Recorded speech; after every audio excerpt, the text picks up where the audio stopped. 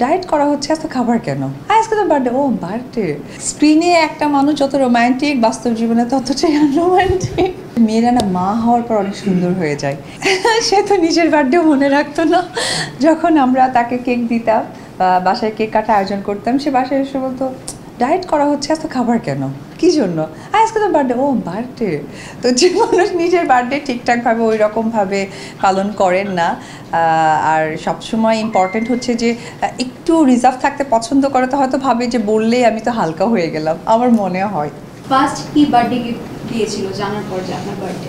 বগুড়ায় গিয়ে এটা খুব রিনাউন একটা শপ থেকে আমার জন্য সালোয়ার কামিজ, শুজ, কসমেটিক্স এগুলো নিয়ে গিয়েছিল। যদিও মানে তখন তো মানে বার্থডেটা খুব মনে রাখতো, পরের থেকে মনে রাখার প্রয়োজন ছিল। শাকিব ভাইকে কোনো ফুল দিয়েছে কিনা জন্মদিনে বা অন্য সময়? না, স্ক্রিনে একটা মানুষ যত রোমান্টিক, বাস্তব জীবনে ততটাই আনরোমান্টিক। এটা কি দর্শকরা মানবে শাকিব খান আনরোমান্টিক? বাট সে অনেক বেশি হাসাতে পছন্দ করে, কারণ সেই সময়টা আমি রোমান্টিক আনরোমান্টিকের ব্যাখ্যাটাই বুঝতাম না, সেই জন্য। পরিবারের প্রত্যেকটা মানুষই আমাকে উইশ করেছে একদম শুরু থেকেই।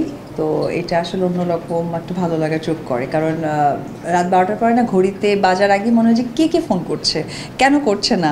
সো ওই রকম ফোনগুলো এসেছে, SMS-গুলো এসেছে, এটাই ভালো লেগেছে। এটা রহস্য আসলে কিছুই না, এটা রহস্য সকলের ভালোবাসা, সকলের অনুপ্রেরণা যে দিদি আপনি কাজ করছেন, আরও ভালো কাজ করবেন।